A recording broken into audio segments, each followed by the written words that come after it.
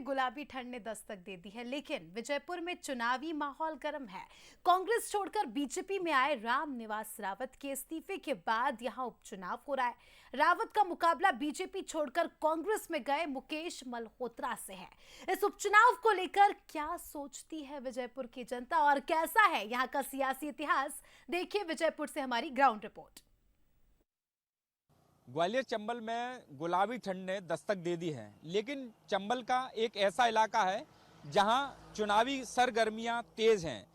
जो दल हैं वो जो बयानबाजी है उससे माहौल गर्म बना हुआ है। बीजेपी या कांग्रेस दोनों ही दल यहां पर डेरा डाले हुए हैं।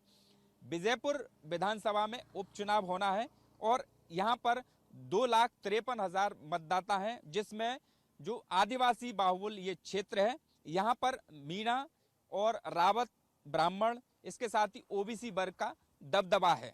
यहाँ पर जो भाजपा से अभी वर्तमान में जो प्रत्याशी हैं रामनिवास रावत, वो बीजेपी में हाल ही में शामिल हुए हैं और लगातार विकास के कामों को लेकर जनता के बीच में जा रहे हैं। अब यह देखना होगा कि जो विजयपुर की जनता है किसको अपना आशीर्वाद देती है। जो जनता है वो विजयपुर सीट पर क्या समीकरण चाहती है, क्या यहाँ विकास हुआ है, क्या दावे हैं, क्या वादे हैं, इसको लेकर लोग क्या सोचते हैं। चलते हैं विजयपुर विधानसभा की ओर।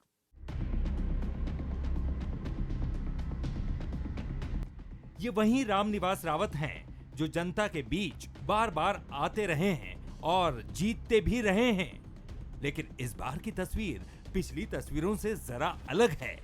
कांग्रेस के तिरंगे वाले रामनिवास रावत अब भगवा रंग में रंगे हैं और बीजेपी उम्मीदवार के तौर पर मैदान में हैं। और ऐसे या वैसे इस उपचुनाव का सबसे बड़ा मुद्दा खुद रामनिवास रावत ही हैं। विजयपुर में मुद्दों की बात करने से पहले आइए जरा इस विधानसभा सीट की तासीर समझ लेते हैं। विजयपुर विधानसभा सीट पर सबसे पहला चुनाव 1957 में हुआ था। अब तक यहाँ 15 चुनाव हो चुके हैं, जिसमें 9 बार कांग्रेस तो 6 बार बीजेपी चुनाव जीती है। बीते कुछ चुनाव के नतीजों पर नजर डालें तो पिछले चुनाव में कांग्रेस के रामनिवास जीते, बीजेपी के बाबूलाल मेवरा को 18,000 वोटों से हराया। 2018 में बीजेपी के सीताराम आदिवासी की जीत, तब के विधायक रामनिवास रावत को 2,840 वोटों से दी मात। 2013 में कांग्रेस ने पूर्व मंत्री रामनिवास रावत को दिया टिकट। रावत ने बीजेपी के सीताराम आदिवासी को 2,149 वोट से हराया। विजयपुर विधानसभा आदिवासी बाहुल्य क्षेत्र है। अनुसूचित जनजाति के साथ ही ओबीसी और सामान्य वर्ग के वोटर असरदार हैं। सबसे ज्यादा 30% आदिवासी वोटर। विधानसभा में मीणा समाज का भी अच्छा दबदबा। रावत, जाटव, धाकड़, माली वोटर भी असरदार। ब्राह्मण, वैश्य और मारवाड़ी गुर्जर समाज भी प्रभावी। विजयपुर में 2,53,605 वोटर, 1,33,000 से ज्यादा पुरुष मतदाता। महिला वोटरों की संख्या 1,20,000 के पार। 3 ट्रांसजेंडर भी इस उपचुनाव में डालेंगे वोट। दिग्विजय सरकार में मंत्री रहे रामनिवास रावत कांग्रेस के टिकट से विजयपुर से 6 बार चुनाव जीतते आ रहे हैं। कांग्रेस छोड़ने के पीछे उनका तर्क है कि वहां वो अपमानित हो रहे थे। सर, एक बार भारतीय जनता पार्टी ने आपको प्रत्याशी बनाया, भरोसा जताया है, जनता के बीच में किस तरह से जा रहे हैं? जनता के बीच में पहले से ही मेरी जो राजनीतिक जीवन का संकल्प था कि जिले में सभी किसानों के खेतों में पानी पहुंचाने का संकल्प, उसको पूरा करने के लिए विकास को मुद्दा मानकर मैं इधर आया हूं। और बनने के बाद से अभी तक 2 सिंचाई परियोजनाएं स्वीकृत हो चुकी हैं, एक के लिए राशि जारी हो चुकी, इसलिए लगभग 14 से 15 करोड़ की योजनाएं तो अभी ला चुका हूं। अभी क्या लग रहा है, कांग्रेस कह रही है कि सिर्फ अपने लाभ के लिए जो पार्टी बदली है, मंत्री बने हैं।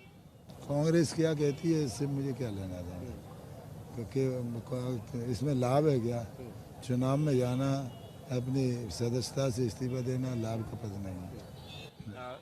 सर, इस बार आप जनता के बीच में जा रहे हैं, क्या ऐसा मुद्दा होगा जो जीतने के बाद सबसे पहले पूरा होगा? विकास का मुद्दा। बीजेपी उम्मीदवार रामनिवास रावत मोहन यादव सरकार में वन विभाग की अहम जिम्मेदारी संभाल रहे हैं। मोहन सरकार में कैबिनेट मंत्री, विजयपुर विधानसभा से 6 बार के विधायक, ग्वालियर चंबल में बड़ा ओबीसी चेहरा। एमपी कांग्रेस के पूर्व कार्यवाहक अध्यक्ष रहे। रामनिवास रावत के सामने कांग्रेस से उम्मीदवार मुकेश मल्होत्रा का सियासी इतिहास भी बेहद दिलचस्प है। सहरिया समाज से आते हैं मुकेश मल्होत्रा। शिवराज सरकार में सहरिया विकास प्राधिकरण के अध्यक्ष रहे। 2023 के चुनाव तक बीजेपी में थे। टिकट न मिलने पर निर्दलीय ताल ठोकी। बीजेपी कांग्रेस के बाद तीसरे नंबर पर रहे। बाद में कांग्रेस में शामिल हुए, अब कांग्रेस से उम्मीदवार। मुकेश मल्होत्रा जमीन से जुड़े हुए नेता माने जाते हैं। सहरिया समाज समेत दूसरे वर्ग में भी उनकी अच्छी पकड़ है। बीजेपी प्रत्याशी को लेकर उनका कहना है कि रामनिवास 6 बार विधायक रहे, लेकिन उन्होंने कोई काम नहीं किया। जब यहाँ पे बहुत महंगाई, भ्रष्टाचार है चरम पे, लोगों पे, गरीबों पे रात दिन अन्य अत्याचार हो रहे हैं। यहाँ पे मारपीट की जा रही है, हत्याएं की जा रही हैं, बलात्कार की जा रही हैं, लेकिन पुलिस काम ही नहीं कर रही प्रशासन के उसमें दबाव में। और यहाँ पर तमाम मुद्दे क्षेत्र में, सड़क नहीं है, बिजली, पानी, लाइट, हालत ख़राब है लोगों की, मतलब स्वास्थ्य सेवाएं बदतर है। तमाम मुद्दों को बीच के लोगों के बीच में जाने वाले हैं, क्योंकि जनता इसका जवाब देगी। जनता ने अभी तो बनाया, 1 साल पहले ही उनको विधायक चुना था, अब दोबारा चले गए तो दूसरे को जनता मौका देगी, इसलिए जनता मेरे को मौका दे रही है पूरा। दल बदल कर आए दोनों नेताओं को लेकर जनता का क्या नजरिया है, ये भी जान लीजिए। लगातार चुनाव की चर्चाएं चल रही हैं। विजयपुर में किस तरह का चुनाव होने वाला है? विजयपुर में रामनिवास रावत जीतेंगे 50,000 वोटों से। वो भी मैं आपको कारण बता देता हूँ, क्योंकि रामनिवास जी को कांग्रेस पार्टी छोड़ के बीजेपी ज्वाइन की है। जब से कम मोहन यादव ने, मुख्यमंत्री ने 1000 करोड़ के प्रोजेक्ट दिए हैं।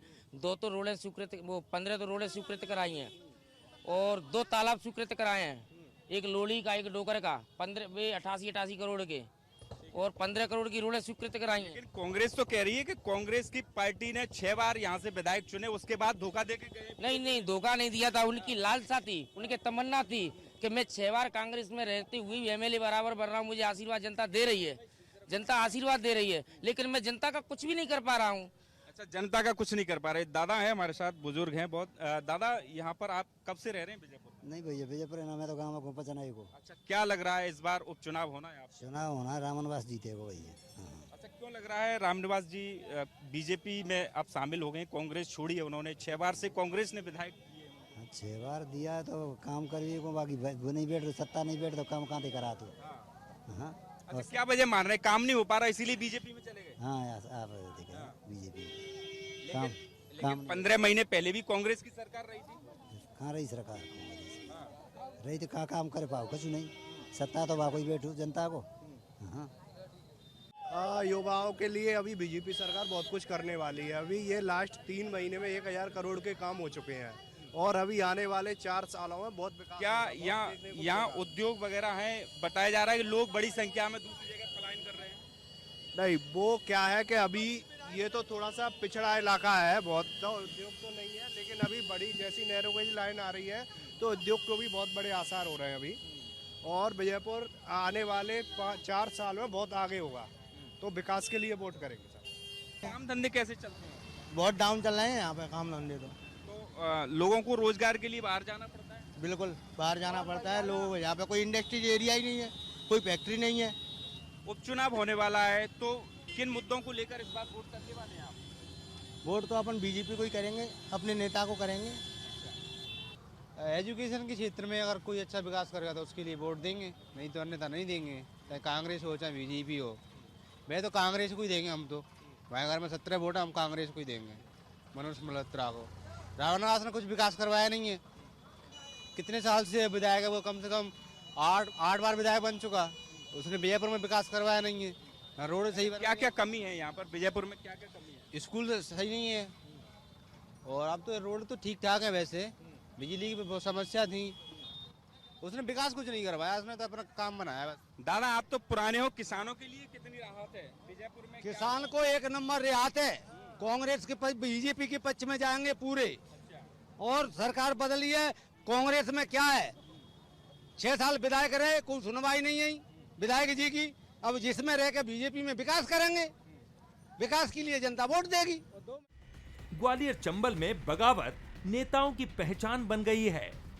विजयपुर चुनाव लड़ रहे दोनों दिग्गज बगावत के बाद मैदान में हैं, लेकिन रामनिवास रावत के सामने कांग्रेस के मुकेश मल्होत्रा थोड़े कमजोर दिखाई पड़ रहे हैं। विजयपुर से 100 किलोमीटर दूर से आने वाले मुकेश को लेकर आदिवासी वर्ग भी नाराज है। ऐसे में 13 नवंबर को जनता किसका राज तिलक करेगी, ये 23 नवंबर को आने वाले नतीजे तय करेंगे। नितिन भाई, लगातार जो है बीजेपी और कांग्रेस के बड़े लीडर विजयपुर में सभाओं से वोटरों को आकर्षित अपनी ओर कर रहे हैं, लेकिन क्या लग रहा है किसका पल्ला भारी है, कौन कमजोर इस चुनाव में साबित होने वाला है? देखिए, विजयपुर उपचुनाव की बात करें, जब से विजयपुर उपचुनाव का आगाज हुआ है, जब से दोनों ही सत्ताधारी जो दल हैं अपने अपने जातिगत लीडरों को यहाँ पर ला रहे हैं और अपने अपने समाज के लोगों को मनाने का यहाँ पर काम कर रहे हैं। लेकिन अगर आज की बात करें, रामनिवास रावत लगातार 6 बार विधायक रहे, वो कांग्रेस पार्टी में था, लेकिन सत्ताधारी पार्टी उनकी नहीं थी। लेकिन अब वो बीजेपी में आए हैं और जब से वो बीजेपी में आए हैं, विगत 3 महीने का हम लोग बात करें, 600 से 800 करोड़ के काम वो ला चुके हैं, चाहे पानी को लेकर के, बांध को लेकर के, सड़कों को लेकर के। जनता उस काम को देख रही है और जनता उस काम को देख करके अब उनकी ओर आकर्षित हो रही है। रही रामनिवास रावत की बात, तो रामनिवास रावत लगातार इन कामों के माध्यम से लोगों को आकर्षित कर रहे हैं। सीएम मोहन यादव भी यहाँ पर लगातार आए। आज देखा कि जैसे शिवराज सिंह चौहान साहब आए, उन्होंने कृषि के काम को लेकर बात कही। तो ऐसे कृषि के तमाम काम यहाँ पर किए जाएंगे और आवासों की जो बात की गई उसको लेकर के वो वोटरों को लुभाने का काम यहाँ पर कर रहे हैं। चुनाव में जो बीजेपी में जब से रामनिवास रावत जी शामिल हुए, उसके बाद लगातार जो विकास के कार्यों को लेकर यहाँ पर वो जनता के बीच में जा रहे हैं और यही वजह है कि जो नितिन कह रहे हैं कि कहीं ना कहीं जो विकास के कार्यों की वजह से, चूंकि किसानों का जो ज़्यादा यहाँ पर फोकस है, इलाका है, और यही वजह है कि उनको आकर्षित करने के लिए जो रामनिवास रावत है वो पूरा दमखम लगा रहे हैं और बड़े लीडर भी यहाँ पर बीजेपी के फेवर में आम सभाएं करते हुए नजर आ रहे हैं। हालांकि जनता किसको आशीर्वाद देती है, यह चुनाव के परिणामों के बाद ही स्पष्ट हो पाएगा। करण बार्शी के साथ उमेश पारासर, बंसल न्यूज़, ग्वालियर।